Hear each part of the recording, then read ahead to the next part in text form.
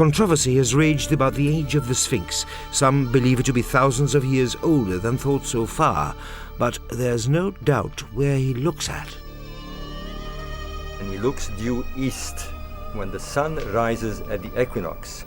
It is obvious that he is a marker of time, but the time that he really tells is the first time, the beginning of time, Zep Tepi, when the Lion King on earth looked at the cosmic lion and the sun in the sky at 11,500 BC. 11,500 BC? But astrologists would indeed call this the age of Leo, when the sun rose in that constellation. And if ancient Egypt believed as above so below, the lion on earth would indeed look at the lion in heaven. The idea of it being a lion, these very bright people who set up these monuments were highly intelligent, and they did nothing out of sheer abandon. They had a good, logical, according to their beliefs, scenario, and they kept to it. And there's more to suggest an unbelievable scenario. And remember precession. 11,500 BC is the time when Sirius first appeared in the land of Egypt at the magical day of rebirth. This is what I think the Egyptians meant when they spoke of the first time and the coming of the phoenix to create the cycle of time. Let's look at this landscape carefully, this place, this region where they tell us was the beginning of time, the time of creation, the Tep Zepi. Under the pharaohs, the Giza pyramids had their tops covered in gold, as had others nearby.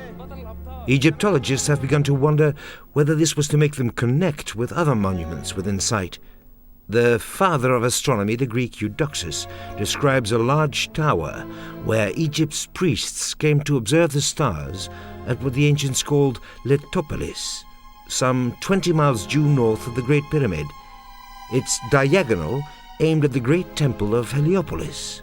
The three formed a straight triangle, visible day and night as sun and moon lit up their golden tops. Now imagine that you were at Letopolis at that time of 11,500 BC, and you were looking directly south.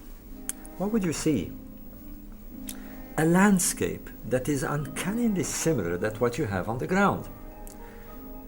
The Nile in alignment with the Milky Way, the three stars of Orion's belt exactly in the same angle and in the same configuration as the pyramids on the ground. And when you go east, here is what you would see. The constellation of Leo, this Horakti in the sky, directly over the temple of Ra Horakti.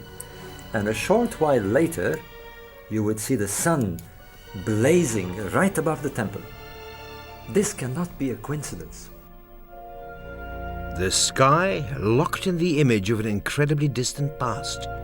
And Bauval sees even more that points to 11,500 BC. To the ancient Egyptians, the 70 days where the star Sirius disappeared from the sky were crucial.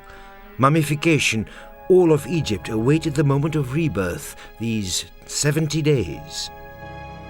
Now let's see what happens in the sky. The sun is here in this position, in Leo, when the star is being reborn at dawn. But let's see what happened 70 days before. The whole landscape of the sky seems to be slipping, and the sun is moving backwards. We're going to a place somewhere about here on the west side of the Milky Way. If as above so below holds true, west of the Milky Way should take us west of the Nile. Now if this theory is correct, if these three stars represent the three pyramids on the ground, we know that the pyramids are 950 meters apart. Working on the same scale, this distance should be about 9.5 kilometers. We should expect to find some sort of sun temple, probably a sort of sun harbor, where the sun is about to cross the Milky Way and head towards the constellation of Leo, the Horakti, the temple of Horakti in the sky. So let's see what we have on the ground. And as predicted, here we are at the Sun Temple of Abu Ghorab. And if you follow the alignment of this axis, you will see that it is exactly 9.5 kilometers from the Great Pyramid of Giza.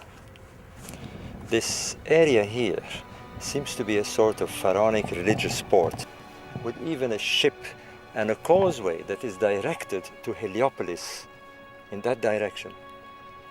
We have a landscape that is interrelated.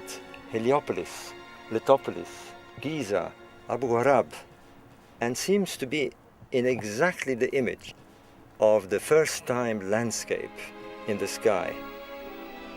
A mirror of the sky in 11,500 BC. Pretty far-fetched indeed. Does Bauval mean that monuments were built thousands of years earlier than we've thought so far? This is where it all began, 2,800 BC. No, with the exception of the Sphinx, perhaps. And this is the very first pyramid complex in the whole history of Egypt. His theory proposes that at the dawn of history, Egypt felt the need to graft some very distant memory in stone, thousands of years old, and etch it into its mind forever of how it began, the first time. Was there such an event?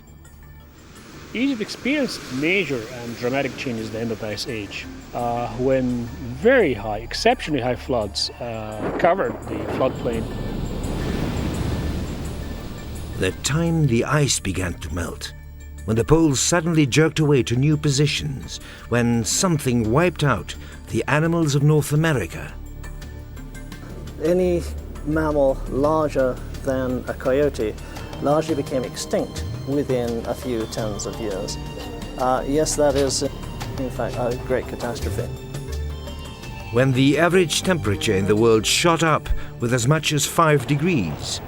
And that change occurred over maybe 3 years to only a couple of decades, close to what we see today. The sudden end of the Ice Age around 11,000 BC, when sea levels rose and within decades the North Sea and the Baltic came into being. And something happened in the heart of Africa. Great lakes had filled up and joined each other. Now torrential rains flooded Central Africa, and a huge new stream cut north, first filled up great swamp basins, then broke out to the valley of an older stream, the smaller Blue Nile, coming out of Ethiopia. Where now lies the city of Khartoum, Blue and White Nile joined into the river that was to shape and destine the land of Egypt, for the first time, sometime around 11,000 BC. Was this Zep Tepi the first time? But how would a primitive society preserve the memory, keep count of thousands of years? Impossible. But ancient Egypt and what preceded it did not only count in years, it counted the great wheels of time, the Sothic cycles. At the dawn of history, Pharaoh Djoser laid it down in the first great pyramid complex, and if they knew then, could they have known the previous cycle and the previous?